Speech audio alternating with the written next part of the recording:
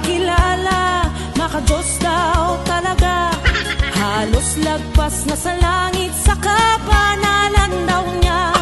Laging nagdadasal ilang beses isang araw, ngunit kanyang budhi nababalutan ng isang halimaw. Akala mo'y malinis kung sila ay umasta, ngunit mga